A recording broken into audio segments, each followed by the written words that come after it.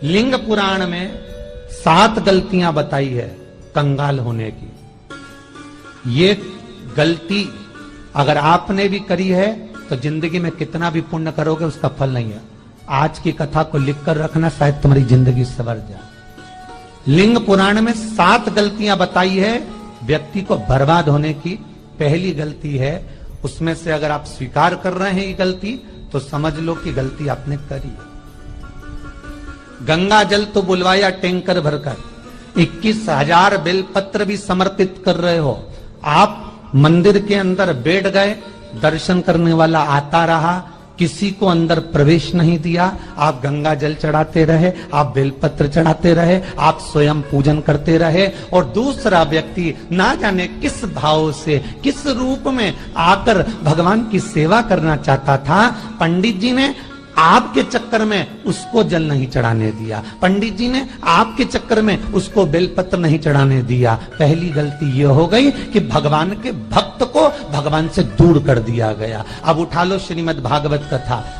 2 देवताओं ने गलती करी थी। एक ब्रह्मा जी ने गलती करी थी कि गाय बछड़ों का हरण कर लिया था। 1 वर्ष होने में 1 दिन था, तब ब्रह्मा जी ने गाय बछड़े वापस दिए थे। दूसरी गलती इंद्र ने करी थी, जल वृष्टि करी, तब भगवान कृष्ण को गोवर्धन पर्वत उठाना पड़ा। दोनों देवताओं ने गलती करी, पर भगवान कृष्ण ने इंद्र को क्षमा कर दिया, पर ब्रह्मा को क्षमा नहीं करा। क्यों नहीं करा? क्योंकि इंद्र को क्षमा इसलिए करा क्योंकि इंद्र ने जब जलवृष्टि करी तो सारे ब्रजवासियों को भगवान के चरणों में लाकर छोड़ दिया। सारे ब्रजवासी गोवर्धन पर्वत के नीचे आकर बैठ गए, भगवान के चरणों में आ गए। और ब्रह्मा ने जो गलती करी वो ऐसी गलती करी कि भगवान से गाय और बछड़ों को दूर कर दिया। जो भगवान से भगत को दूर कर दे उसको शंकर कभी क्षमा नहीं कर सकता। इसलिए बर्बादी का पहला कारण आप भक्त और भगवान में दूरी बना ली।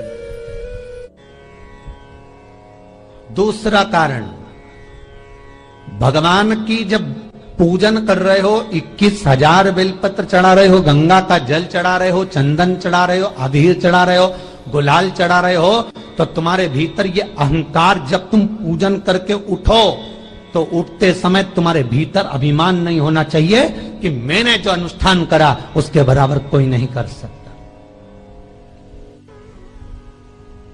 तीसरा कारण कहा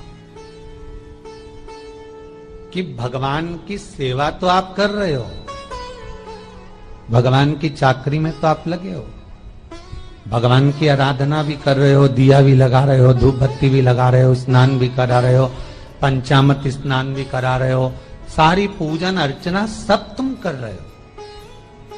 पर हो सकता है इस पूजन अर्चना में आप केवल 3 घंटा पूजन करते हो और बाकी के समय किसी न किसी की जीवात्मा को दुख पहुंचा रहे हो। एक कथा में एक बात कही थी कि भले मंदिर में दिया मत लगाओ, भले मंदिर में जाकर धूप बत्ती मत जलाओ, भले मंदिर में जाकर भोग मत लगाओ, भले मंदिर में जाकर जल मत चढ़ाओ, कुछ मत करो, भले भगवान को नए कपड़े मत पहनाओ, भले तुम्हारी मर्जी पड़े भगवान को भोग मत लगाओ, पर शास्त्र कहता है कुछ मत करो, पर एक काम जरूर करना कि किसी के चेहरे पर प्रसन्नता ला देना तो मंदिर में दिया जलाने के बराबर होगा। किसी के चेहरे पर चमक ला देना, प्रसन्नता ला देना तो अगरबत्ती लगाने के बराबर होगा। किसी गरीबड़े के, किसी दुखी के चेहरे पर अगर तुमने प्रसन्नता ला दी तो वो भगवान को कपड़े पहनाने के बराबर होगा। मालूम पड़े तुम मंदिर में पूरी सब्जी बांटो, मंदिर में भोजन कराओ, मंदिर में सारा पकवान चढ़ाओ, और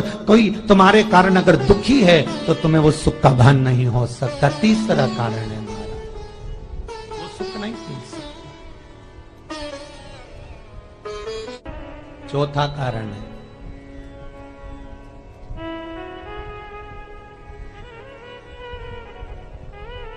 महाराज,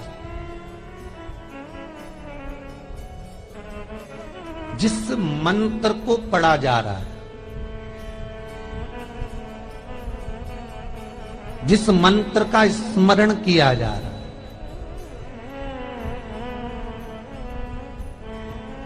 जिस भगवान की माला को हम जप रहे हैं, हम पाठ कर रहे हैं, उसमें त्रुटि। उठा लीजिए दुर्गा सप्तशती।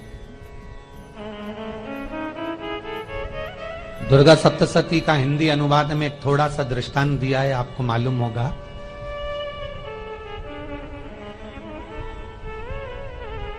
एक जजमान सप्तशती का पाठ कराते थे नवरात्रे में।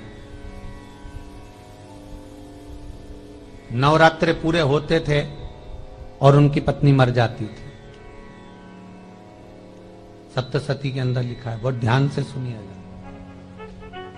दुर्गा सप्तशती का पाठ कराते थे और पत्नी नवरात्रे के बाद 4 महीना